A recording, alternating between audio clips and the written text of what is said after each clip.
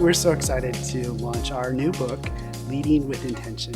We really wanted to focus on this whole idea of intentionality, and it's really the soup to nuts. So it's starting with leadership self-awareness, and we go into things like human interconnectedness. So you can imagine that when you're starting with a leader, trying to think about their self-awareness and the decisions they make and the priorities that they're thinking about setting, and then going into the idea of working with colleagues to really deepen that focus on their priorities through something like human interconnectedness, which is something that Mike coined. So we've been really careful in the book to try to use language that would provide a meaningful way to describe the leadership moves in which we were sharing within the book. And we coined the phrase human interconnectedness very purposely, that it's we like the analogy of tree roots, and that where an oak tree and fir trees have that taproot, and for the first 10 years of their life, that taproot goes down.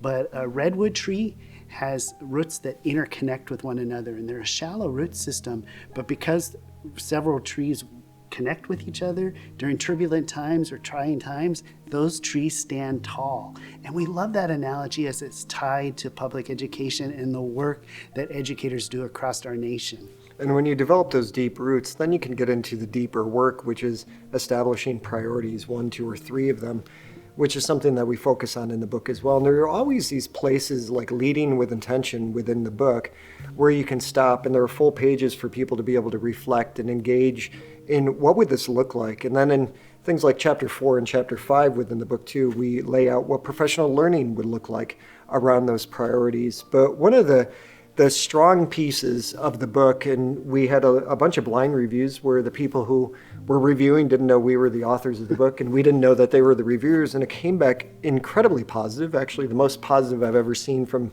any book I've been a part of. One of the things that they really loved about the book was the number of stories. So not only is the book full of this incredible research, but we really try to embed these stories that almost act as this case study type view for the reader to think through. Here's the story of a leader's experience. How does that apply maybe to the work in which I'm doing within the school system in which I'm a part of? And we also hope that it resonates with their heart and their head as they're reading it. It really kind of aligns with everything else we've been doing, from the newsletter to our collective inquiry placemat to the idea of a collective, which is elevating voices.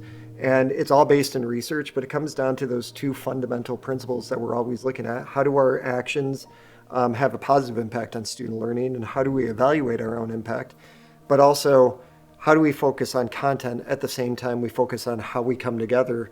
And that's what Leading Intention is all about. So we're very excited for people to read it and use it within their practices when they're back in their schools or districts or organizations.